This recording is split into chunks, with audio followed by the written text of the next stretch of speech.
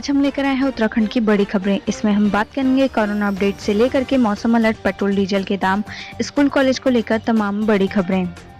उत्तराखंड में कोरोना मरीजों की संख्या लगातार बढ़ती जा रही है। मामला 7,800 पहुंच गया है, वहीं 90 लोगों की मौत हो गई है। उत्तराखंड कोरोना ट्रैकर, कुल आंकड़े 7,800, स्वस्थ 4,576, एक्टिव 3,134, मौतें 90। अब उत्तराखंड के विभिन्न जिलों की बात करें तो देहरादून 1,775, नैनीताल 1,279, टिहरी गढ़वाल 522, हरिद्वार 1,587, उधम सिंह नगर 1,293, पौड़ी गढ़वाल 222, अल्मोड़ा 312, बागेश्वर 133, चमोली 97, पिथौरागढ़ 150, रुद्रप्रयाग 80, उत्तरकाशी 225, चंपावत 125।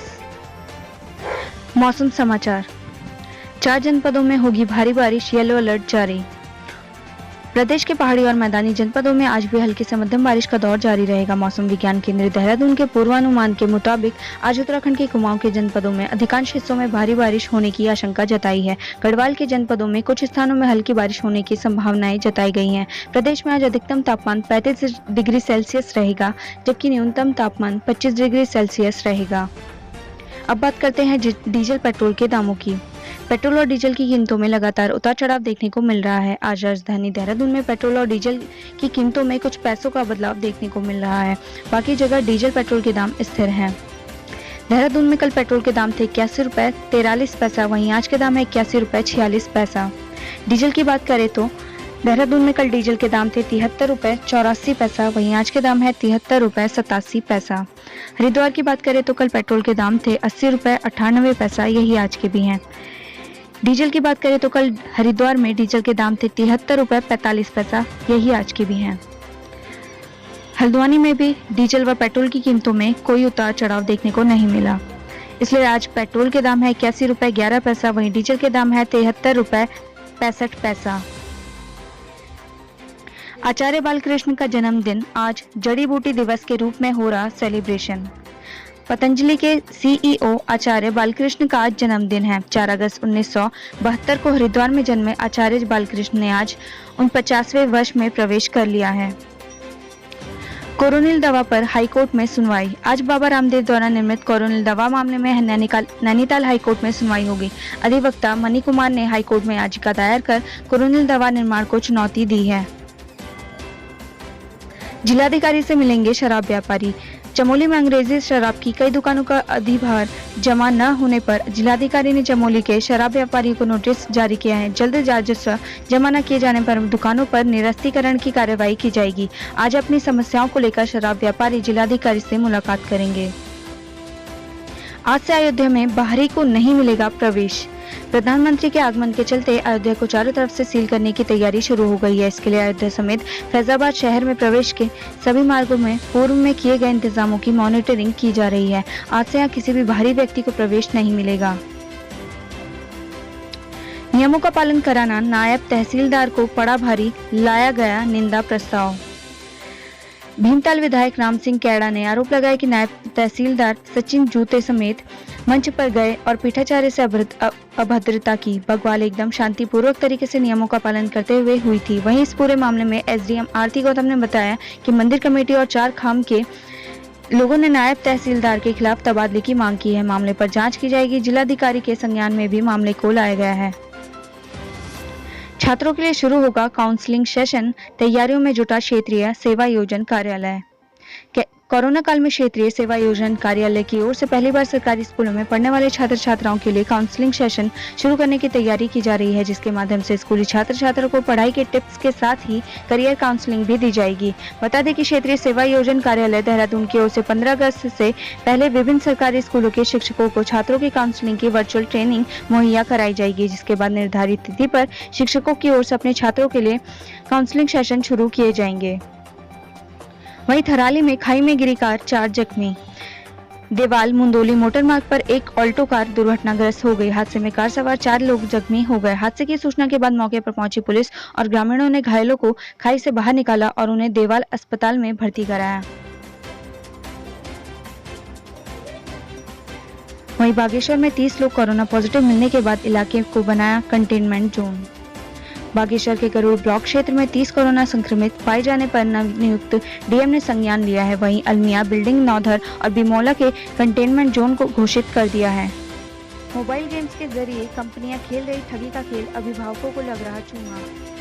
कोरोना काल और लॉकडाउन के दौरान स्कूल बंद होने के साथ ही आवाजाही पर पाबंदियां है, जिसके कारण बच्चे और युवा अपना ज्यादातर समय मोबाइल वीडियो गेम्स पर बिता रहे हैं। ऐसे में कई बच्चों में मोबाइल और गेम्स की लत नशे की तरह बढ़ती जा रही है। इतना ही नहीं, गेम्स खेलने के दौरान अब बच्चे चोरी छिपे माँ बाप के बैंक अकाउंट डिटेल निकालकर ऑनलाइन लाखों रुपए मोबाइल गेम्स के जाल में आकर गंवा रहे हैं।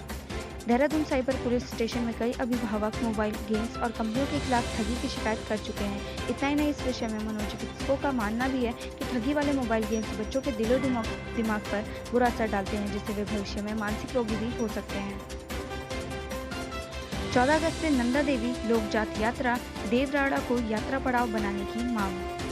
उत्तराखंड की नंदा देवी राज जात धार्मिक यात्रा ही नहीं बल्कि लोगों को प्रकृति के नजदीकी से साक्षात्कार करने का मौका भी मिलता है। देश विदेश के लोग इसकी पौराणिक और सांस्कृतिक विरासत को देखने के लिए हमेशा ललायित रहते हैं। यात्रा के हर पड़ाव का अपना ऐतिहासिक महत्व है।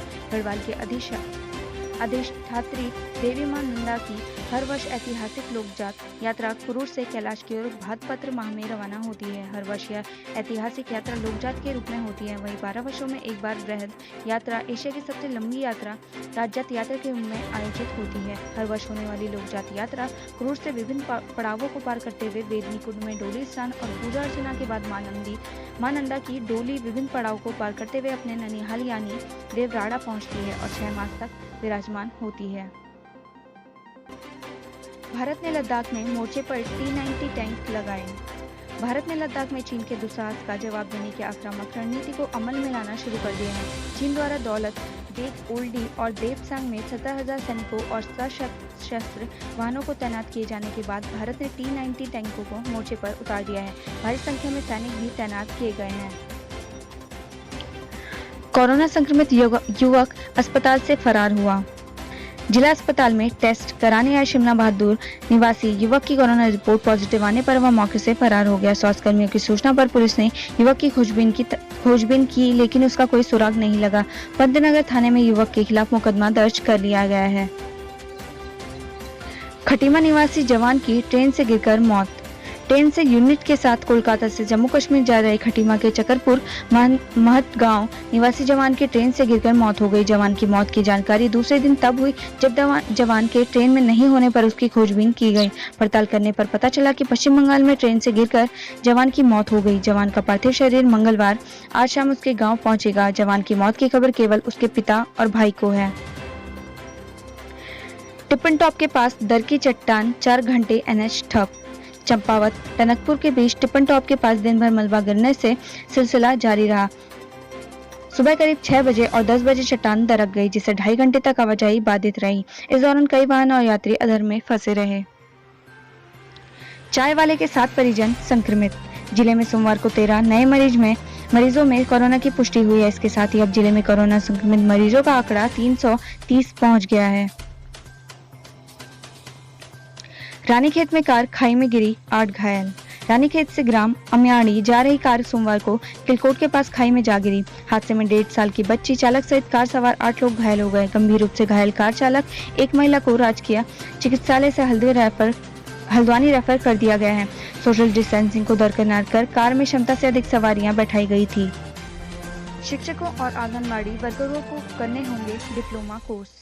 सरकारी स्कूल में प्री प्राइमरी कक्षाएं शुरू होने के साथ बेसिक स्तर के शिक्षक और आंगनबाड़ी वर्करों को भी 6 माह व 1 साल के विशेष प्रशिक्षण लेने होंगे। 12वीं और इससे उच्च स्तर के शिक्षितों को 6 माह का सर्टिफिकेट कोर्स कराना होगा, जबकि इससे कम शिक्षा वाली आंगनबाड़ी वर्करों को 1 साल डिप्लोमा कोर्स कराया जाएगा। 5 अगस्त को प्रदेश में दिवाली मनाएगी भाजपा। भारतीय जनता पार्टी 5 अगस्त को राम मंदिर के भूमि पूजन के अवसर पर प्रदेश में दिवाली मनाएगी। पार्टी के प्रदेश और जिला कार्यालयों के साथ ही कार्यकर्ता अपने घरों पर भी दीपक जलाएंगे। प्रदेश अध्यक्ष ने इस संदर्भ में दिशा निर्देश जारी कर दिए हैं। इस दौरान सभी कार्यकर्ताओं से कोरोना मानकों का पालन करने को भी कहा गया है। एम्स परिसर से 11 अगस्त को शुरू होगी एयर एम्बुलेंस सेवा। 11 अगस्त को अखिल भारतीय आयुर्विज्ञान संस्थान ऋषिकेश में एयर एम्बुलेंस सेवा का उद्घाटन करेंगे। सेवा के लिए एम्स परिसर में 3 हेलीपैड बनाए गए हैं। यह सुविधा शुरू करने वाला ऋषिकेश एम्स देश का पहला अस्पताल बन गया है। होप पोर्टल पर अब निजी संस्थाएं भी करेगी जॉब ऑफर। अगर आप रोजगार की तलाश में हैं तो सरकार को होप पोर्टल बड़ा मददगार साबित हो सकता है। कोरोना काल में रोजगार को लेकर उत्पन्न चिंताओं के बीच होप से नई उम्मीदें जगी हैं। होप पोर्टल पर सिर्फ नौकरी लेने के लिए ही नहीं आवेदन नहीं कर सकते, बल्कि कोई भी संस्था, व्यावसायिक संस्था या उद्योग भी पेशेवर और गैर पेशेवर युवाओं को लेने के लिए खुद का पंजीकरण करवा सकते हैं। वह रिक्तियों को भरने के लिए पोर्टल के जरिए आवेदन कर सकते हैं। जिम में भीड़ इकट्ठा करने की इजाजत नहीं होगी।